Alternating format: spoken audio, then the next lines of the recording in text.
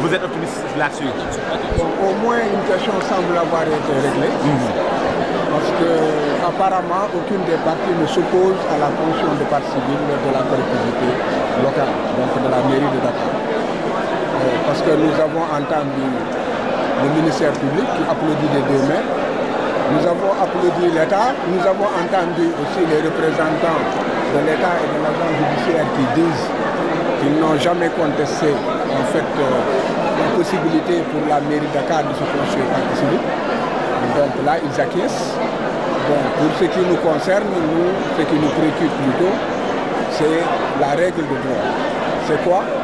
C'est que le juge doit pouvoir trancher. Qui en fait sera notre contradicteur?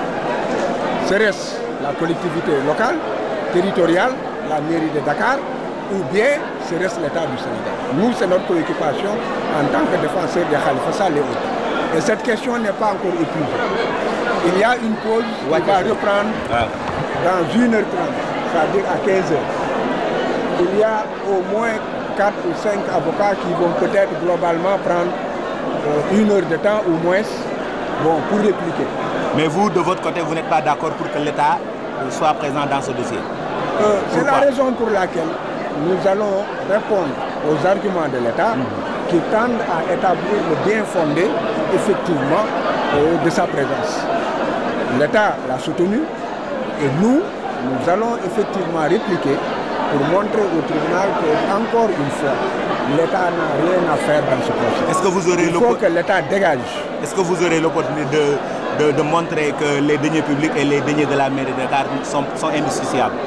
Vous savez, ça c'est déjà un débat très compliqué où on peut se poser la question de savoir est-ce que, a priori, le juge peut le trancher, donc dans les questions de forme, ou si le juge est obligé d'attendre le fond pour le trancher dans les questions de forme. Bon, donc, c'est dire que c'est une question qui est complexe.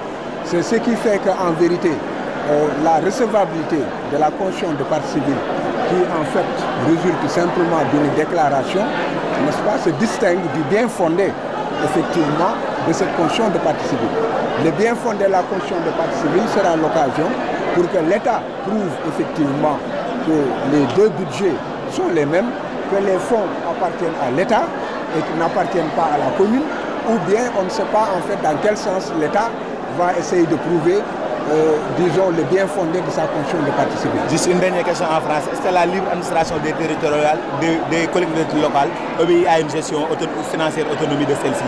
Mais ça c'est l'article 1 qui dit que maintenant les communes et autres sont organisées en communautés, en collectivités territoriales qui ont une autonomie propre, une gestion financière autonome et avec la libre administration, n'est-ce pas, de ces collectivités locales par les citoyens.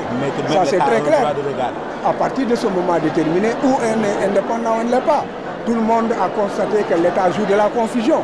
L'État confond la notion de l'État, tout est confondu, les collectivités territoriales c'est l'État, la nation c'est l'État, les citoyens c'est en fait l'État. En fait c'est ce que j'ai dit hier, c'est l'omnipotence de l'État qui en fait aujourd'hui est débordant. L'État veut tout prendre et ne veut laisser même pas l'oxygène aux citoyens.